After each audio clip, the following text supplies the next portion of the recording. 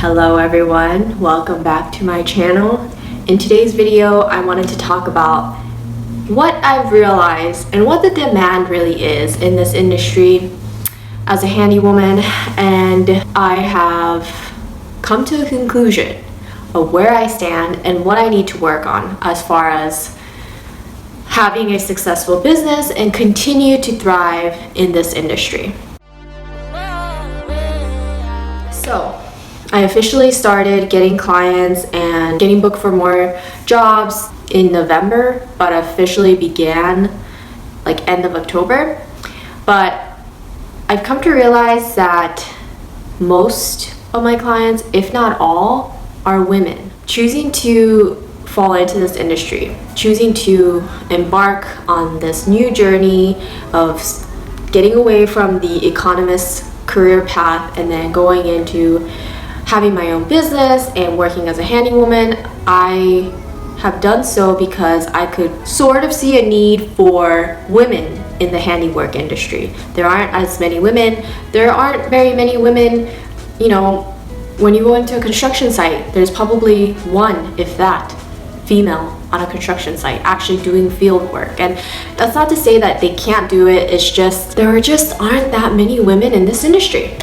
And that's okay, because with that knowledge, I knew that the other part was, okay, if I had a business and my day-to-day was going into a stranger's home and performing some kind of handiwork, fixing something in a stranger's home, wouldn't a woman be more comfortable having another woman come into their home rather than a completely unknown person that is a man? As a woman, I would feel more comfortable having a woman. Obviously, they have to be capable, they have to be skilled, which is what I am working on every single day. I know that I am a novice in this industry, and I completely understand that that is a whole part of learning and growing as a businesswoman, but it is astounding on all fronts how incredibly comfortable women feel around other women. Women just feel way more comfortable around other women, even if they don't really know that person, or they just feel really at ease with me there. I don't know, it could be a little bit of both,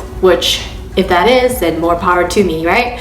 But I can't tell you, I have gone into a person's home because I was booked for a task and I'm working on that task, and they say, I'm gonna go take a quick shower.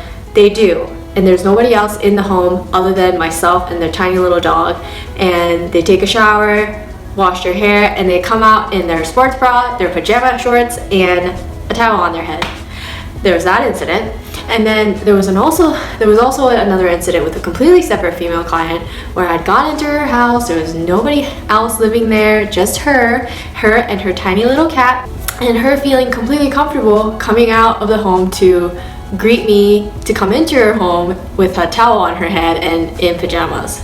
I don't think she would be that comfortable and that non-intimidating was she to have booked a person that was a complete stranger and that was a man.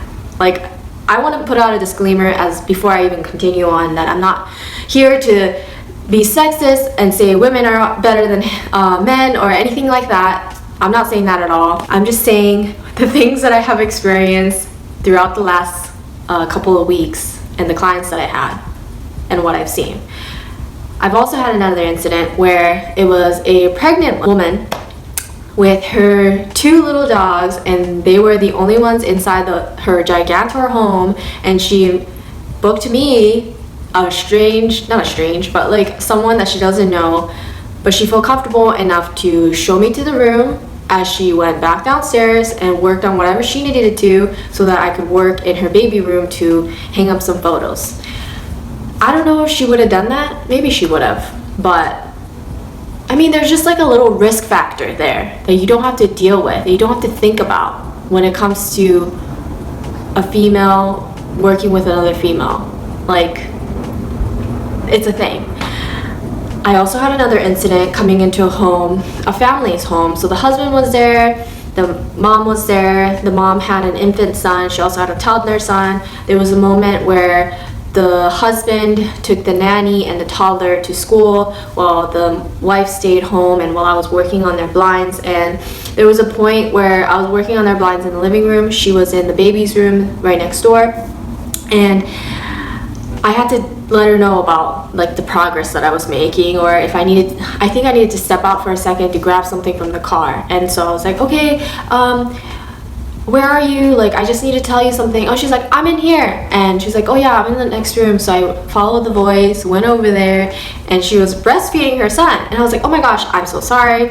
I just wanted to let you know that I need to step out for a second. She's like, no, just come in, like tell me what's going on. And she just was in her sports bra with no shirt on with her little baby. And please tell me if you are a handyman and you have seen that and you walked into that, of a woman doing that and her telling you, oh yeah, come in, totally fine, my boob's out. You know, I don't think that happens very often. Another instance, there was a girl that was out of town that I watched her cat, and she booked me.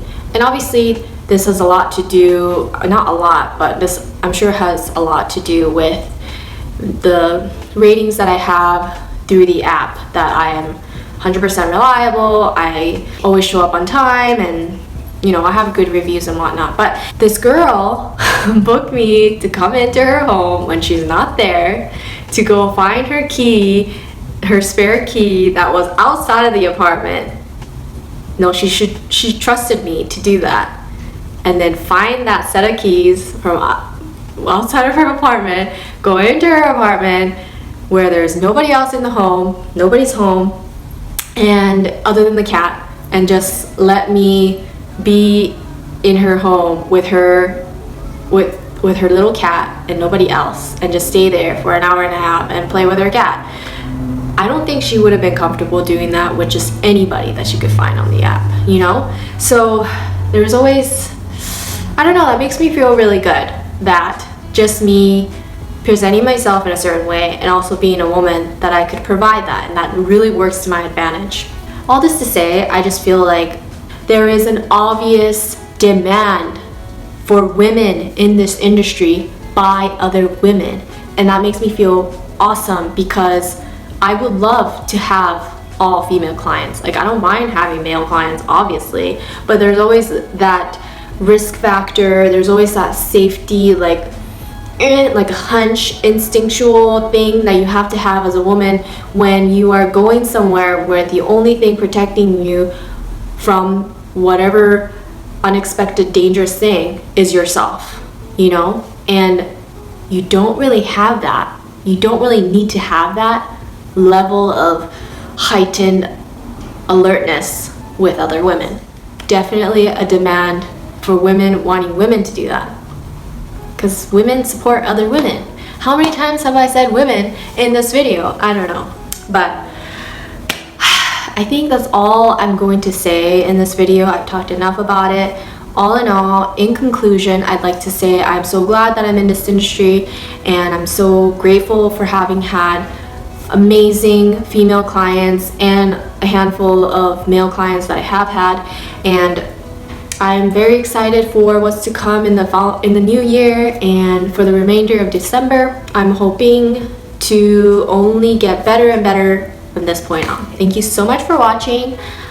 Subscribe for more videos like this, and of my dogs, and of me just sharing my thoughts and vlogging about how my business is going and how my life is going. Thank you for watching. Peace.